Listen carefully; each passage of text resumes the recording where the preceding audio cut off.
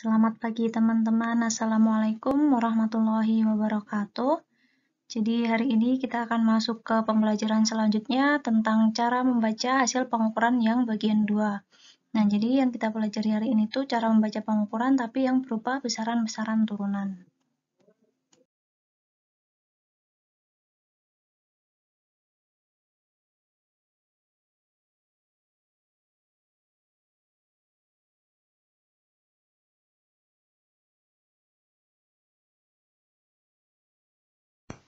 Sebelum memulai pembelajaran hari ini, jangan lupa berdoa terlebih dahulu. Berdoa dipersilahkan.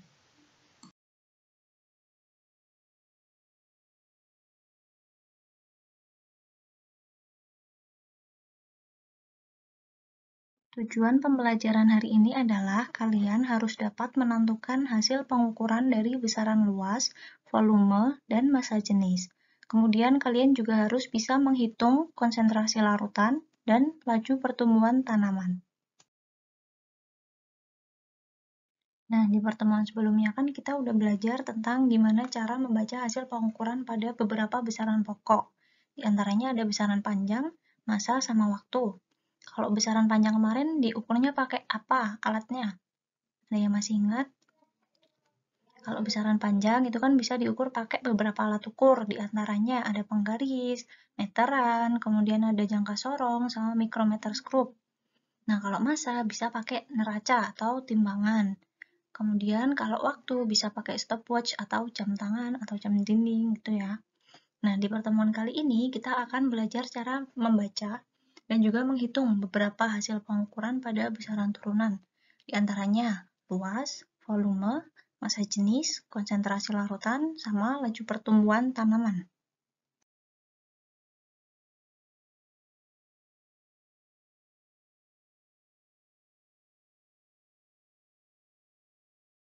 Oke, sekarang kita masuk ke besaran yang pertama, yaitu luas. Luas adalah besaran yang menyatakan ukuran dua dimensi suatu bagian permukaan yang dibatasi dengan jelas. Nah, satuan luas dalam SI itu adalah meter persegi. Nah, untuk mengukur luas suatu benda, itu tergantung dia termasuk benda yang teratur apa enggak. Kalau misalkan benda itu bentuknya teratur, berarti kan udah ada rumusnya. Kayak dulu pas SD udah pernah belajar cara menghitung luas persegi panjang. Itu pakai rumus panjang kali lebar. Kemudian menghitung luas persegi itu rumusnya sisi kali sisi. Kemudian kalau segitiga itu luasnya setengah kali alas kali tinggi, gitu kan.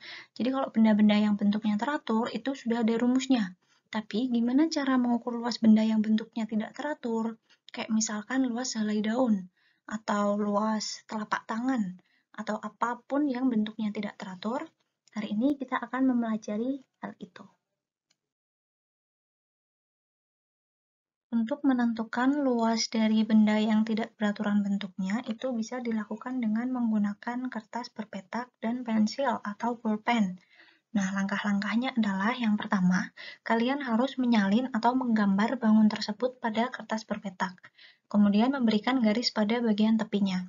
Jadi misalkan kalian mau mengukur luas telapak tangan kalian, kalian gambar dulu telapak tangan kalian di kertas berpetak itu. Terus kasih garis di pinggir-pinggirnya gitu. Nah, setelah itu kalian hitung petak yang menutupi bangun tersebut dan dikasih tanda. Nah, kalau petaknya itu utuh, berarti nilainya 1. Terus sama petak yang besarnya itu lebih dari setengah, itu juga nilainya 1. Paham nggak? Jadi misalkan ada kan petak yang nggak utuh, asalkan dia besarnya itu lebih dari setengah, itu dihitung 1 petak. Kayak gitu. Semisal kalian ingin menaksir atau menghitung luas dari sebuah daun, berarti kalian harus membuat jiplakan dari daun itu di kertas berpetak. Setelah itu kalian kasih tanda. Tandanya bisa berupa nomor, kayak gambar di sini. Jadi nanti yang lebih dari setengah ataupun yang utuh, kalian kasih nomor. Nah, kalau dari gambar ini, luas daunnya berarti ada 34 petak. Kayak gitu. Oke, ini ada 3 buah soal, jadi kalian coba taksir luas dari gambar di bawah ini. Berapa luas dari gambar A, gambar B, dan gambar C. Ini buat latihan aja, tapi nggak usah dikumpulkan.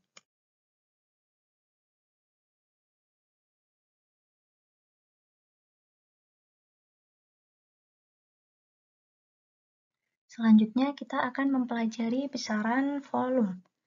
Volume adalah besaran turunan yang diturunkan dari besaran pokok, yaitu panjang. Satuan volume dalam SI itu adalah meter pangkat 3. Nah, volume itu berkaitan dengan besarnya ruangan yang terisi oleh materi. Jadi, semisal volume suatu benda itu besar, berarti dia bisa terisi oleh banyak materi. Kalau volumenya kecil, itu berarti cuma bisa terisi oleh sedikit materi. Contohnya kayak botol, 1,5 liter sama 600 mililiter, itu kan pasti bisa terisi banyak yang 1,5 liter kan? Gitu. Nah, untuk menghitung volume suatu benda itu tergantung kayak luas tadi. Benda itu termasuk benda beraturan atau enggak. Kalau bentuknya itu beraturan berarti pakai rumus. Tapi kalau enggak beraturan akan kita pelajari di pertemuan hari ini. Untuk menghitung volume benda yang beraturan, kayak misalkan balok, kubus, terus limas, kemudian bola, dan lain sebagainya itu kan udah ada rumusnya. Dulu di SD udah pernah belajar kan cara menghitung volume. Misalkan balok ini luasnya berarti bisa dihitung dengan panjang kali lebar kali tinggi. Semisal kalian diberi tugas untuk menghitung volume dari batu. Kira-kira gimana kalian mau menghitung volume batu itu? Kan batu itu termasuk benda yang tidak beraturan bentuknya. Berarti batu itu nggak bisa diukur volumenya atau dihitung volumenya dengan menggunakan rumus. Ya kan, nggak mungkin pakai rumus balok atau kubus, karena kan dia bentuknya nggak kayak gitu, dia bentuknya nggak beraturan. Kira-kira gimana cara ngitungnya? Jadi, untuk menghitung volume benda yang nggak beraturan, contohnya kayak batu itu, bisa dilakukan dengan dua cara. Yang pertama dengan menggunakan gelas ukur, yang kedua dengan menggunakan gelas ukur plus gelas berpancuran. Cara pertama untuk mengetahui volume dari benda yang nggak beraturan itu bisa pakai gelas ukur. Alat dan bahan yang diperlukan antara lain batu yang akan kita ukur volumenya, yang kedua satu buah gelas ukur, kemudian yang ketiga adalah air. Langkah-langkahnya, yang pertama kita masukkan air dengan volume tertentu ke dalam gelas ukurnya. Misalkan kalau di gambar ini itu air yang kita masukkan ke gelas ukur adalah 50 cc atau 50 ml. Setelah itu, kita masukkan batu yang akan kita ukur volumenya ke dalam gelas ukur yang udah diisi air tadi. Nah, setelah kita masukkan batunya, pasti akan ada pertambahan volume kan? Nah, pertambahan volume itu adalah volume si batu. Jadi, kalau kita mau menghitung volume batu, kita bisa menyelisihkan volume akhir dikurangi volume awal. Volume akhir itu adalah volume setelah batu dimasukkan. Volume awal berarti volume sebelum batunya dimasukkan. Kalau dari gambar ini, volume akhirnya itu 60 cc. Dikurangi volume awalnya 50 cc. Berarti volume batunya adalah 10 cc. Jangan lupa kalau satuan cc itu sama dengan mililiter, sama dengan juga sentimeter pangkat 3. Kalau satuan liter itu sama dengan desimeter pangkat 3. Itu harus diingat ya. Karena biasanya nanti kalau di soal ditanyakannya dalam satuan yang SI. Kalau satuan SI tadi apa? Meter pangkat 3. Tapi tergantung nanti soalnya gimana. Terus cara yang kedua itu bisa pakai gelas berpancuran dan gelas ukur. Jadi butuh 2 gelas kalau cara yang kedua ini. Langkahnya yang pertama kita masukkan dulu air di gelas berpancuran sampai full gitu, otomatis nanti kan ada air yang tumpah gitu. Kalau udah tumpah-tumpah kayak gitu, baru kita tempatkan sebuah gelas ukur kecil di bagian yang pancurannya itu. Nah, setelah kayak gitu, kita masukkan batunya ke bagian gelas berpancurannya. Kalau batu kita masukkan, otomatis akan ada air yang tumpah. Nah, tumpahan air itu akan masuk ke dalam gelas ukur. Nah, di situ volume tumpahan air itu adalah volume si batu. Jadi tinggal dilihat aja di bagian gelas ukur volumenya berapa. Gitu. Kalau di soal ini, di gambar yang di sini itu volume air yang tumpah ada 3 mili. Berarti volume batu itu adalah 3 mili. Gitu ya.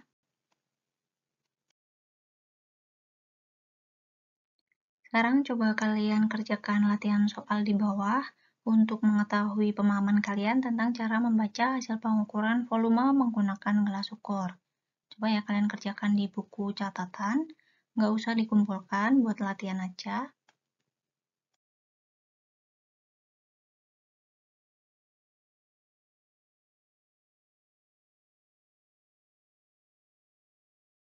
Besaran selanjutnya adalah massa jenis.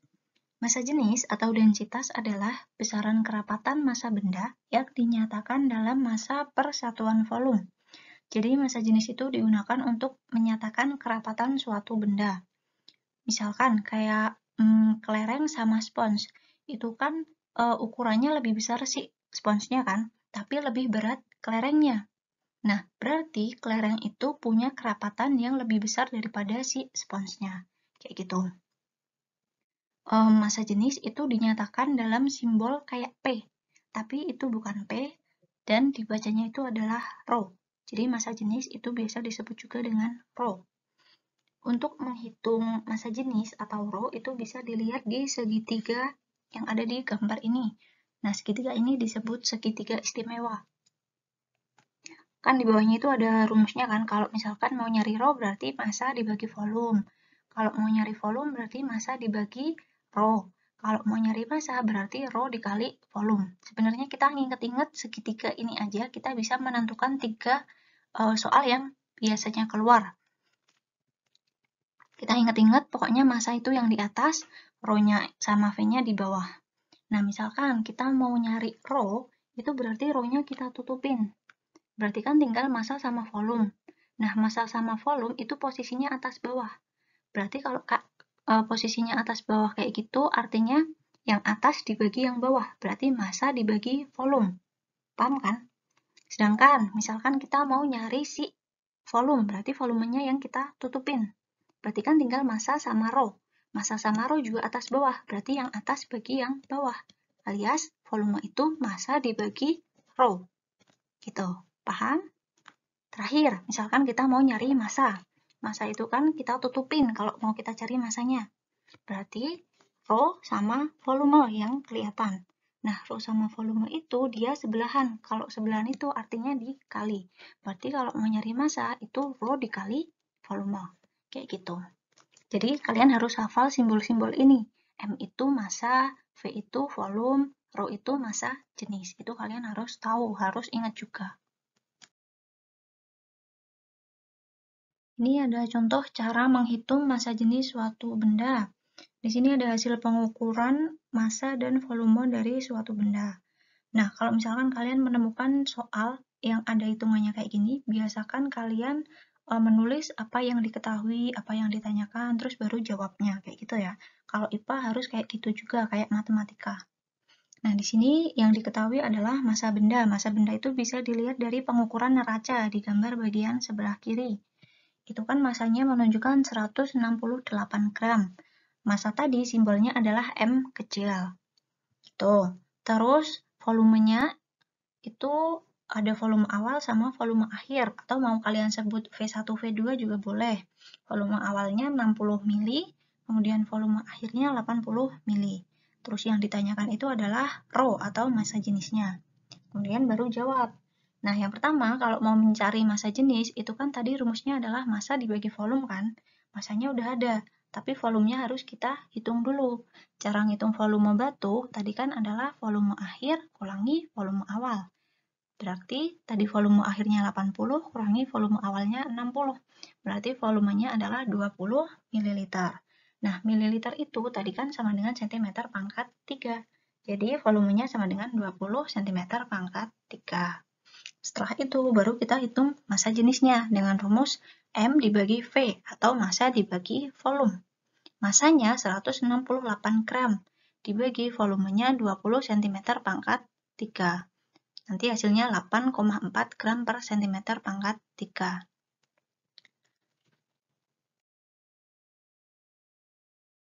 Di sini ada contoh soal versi lain, yaitu untuk benda yang bentuknya beraturan. Kalau soal sebelumnya tadi adalah soal untuk benda yang volumenya nggak beraturan, yang diukurnya pakai gelas ukur. Di sini adalah volume sebuah balok. Nah, kalau balok itu kan berarti volumenya bisa dihitung pakai rumus, yaitu panjang kali lebar kali tinggi. Nah, caranya sama kayak tadi, tulis dulu diketahuinya apa aja. Yang pertama ada massanya. Hasil dari pengukuran massa balok itu adalah 24 gram. Kemudian panjangnya 6 cm, lebar baloknya 2 cm, dan tingginya 5 cm. Setelah itu yang ditanyakan adalah rho-nya atau massa jenisnya. Baru kita jawab. Yang pertama, kita cari volume dari si balok itu dulu. Nah, volume balok tadi kan adalah panjang kali lebar kali tinggi. Berarti kita kalikan angkanya. 6 kali 2 cm kali 5 cm. Hasilnya adalah 60 cm pangkat 3. Setelah itu baru kita hitung massa jenisnya. Tadi rumus massa jenis apa? M dibagi V. Massa dibagi volume. Massanya 24 gram. Volumenya 60 cm pangkat 3. Berarti hasilnya 0,4 gram per cm pangkat 3. Kalau di soal ditanyakan dalam satuan kilogram per meter pangkat 3 atau dalam satuan SI, berarti kita ubah caranya. Kita ingat-ingat, tadi kan udah ada pemberitahuan, itu harus kalian ingat. Yang kotak oranye ini harus kalian ingat bahwa 1 gram per cm pangkat 3 itu sama dengan 1000 kg per meter pangkat 3. Nanti sebaliknya, kalau misalkan kita ngubah dari kilogram per meter pangkat 3 ke gram per cm pangkat 3, tinggal dibagi 1000. Gitu. Sekarang kalian kerjakan latihan soal ini di buku catatan. Kalian hitung massa jenisnya dengan cara yang sudah Ibu contohkan di atas. Jadi harus ditulis dulu. Diketahuinya apa, ditanyakannya apa, baru jawabnya. Di bagian jawab itu harus kalian tulis rumusnya. Rho itu sama dengan apa, kayak gitu. Baru nanti dimasukin angkanya. Gitu ya, kalian harus membiasakan cara menghitung massa jenis itu dengan menulis diketahui, ditanyakan, sama jawabnya kayak gitu, supaya kalian hafal rumus untuk menghitung massa jenis.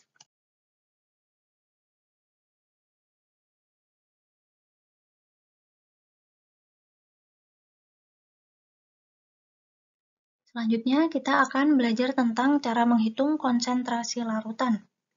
Konsentrasi larutan adalah besaran yang menunjukkan kepekatan suatu larutan melalui perbandingan antara zat terlarut dengan pelarutnya. Zat terlarut adalah zat yang dapat larut atau dapat dilarutkan. Contohnya adalah garam sama gula. Garam sama gula itu kan bisa dilarutkan. Berarti mereka termasuk ke dalam zat terlarut. Sedangkan zat pelarut adalah zat yang dapat melarutkan zat terlarut. Garam sama gula tadi bisa dilarutkan di air. Berarti air itu termasuk ke dalam zat pelarut. Kayak gitu ya. Nah, untuk menghitung konsentrasi larutan, itu rumusnya adalah massa zat terlarut dibagi dengan volume pelarut. Contoh soalnya, Adit membuat larutan gula dengan mencampur 5 gram gula ke dalam 250 ml air. Maka, untuk menghitung konsentrasi larutannya adalah kita membagi massa zat terlarut, yaitu si gula, dengan volume pelarut, yaitu airnya. Berarti, massanya gula tadi 5 gram. Dibagi volume airnya 250 ml.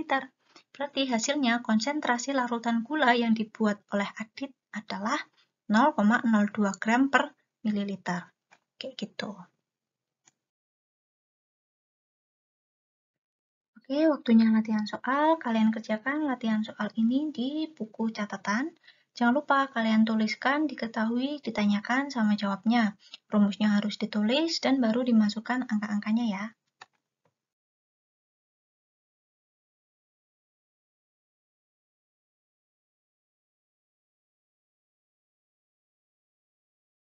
Saran terakhir yang akan kita pelajari adalah laju pertumbuhan. Semisal kalian punya sebuah tanaman di rumah, berarti kalian bisa menghitung berapa sih laju pertumbuhan tanaman kalian itu dengan cara mengukur tinggi tanaman kalian dalam selang waktu tertentu. Nah, rumusnya untuk menghitung laju pertumbuhan adalah pertambahan tinggi tanaman dibagi dengan selang waktu. Semisal, Rara menanam tanaman jagung. Pada pengukuran awal diperoleh tinggi tanaman 20 cm. Dalam waktu 10 hari, tingginya menjadi 60 cm. Nah, dari sini kita bisa menghitung laju pertumbuhan tanaman jagung Rara dengan cara pertambahan tingginya dibagi selang waktu. Pertambahan tinggi itu berarti tinggi akhir tanaman jagung Rara dikurangi tinggi awal. Tinggi akhirnya 60 cm, dikurangi tinggi awalnya 20 cm. Kemudian dibagi dengan selang waktu. Di sini selang waktunya adalah 10 hari. Berarti 60 kurangi 20 tadi 40 cm dibagi 10 hari. Berarti hasilnya 4 cm per hari. Jadi, laju pertumbuhan tanaman jagung Rara itu adalah 4 cm tiap harinya. Gitu. latihan soal yang terakhir. Silahkan kalian kerjakan, dan jangan lupa ditulis juga, diketahui, ditanyakan, dan jawabnya. Rumusnya jangan lupa ditulis juga ya.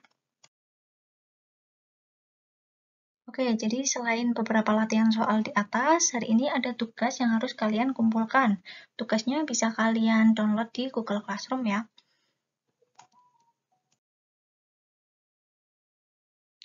Cara mengerjakan tugasnya, yang pertama kalian download dulu tugasnya di Google Classroom. Kemudian yang kedua, kerjakan tugas itu di Word file-nya langsung boleh. Atau mau di print dulu baru dikerjakan boleh. Atau mau langsung ditulis jawabannya di buku catatan juga boleh. Jadi tergantung kalian mau pakai cara yang mana. Tapi jangan lupa kalian tulis, diketahui, ditanyakan, dan dijawab untuk soal-soal yang ada rumusnya. Gitu ya. Terus, jangan lupa juga kalian tulis identitas diri berupa nama, nomor absen, sama kelas. Dan hasil pekerjaannya nanti silakan kirim ke Google Classroom.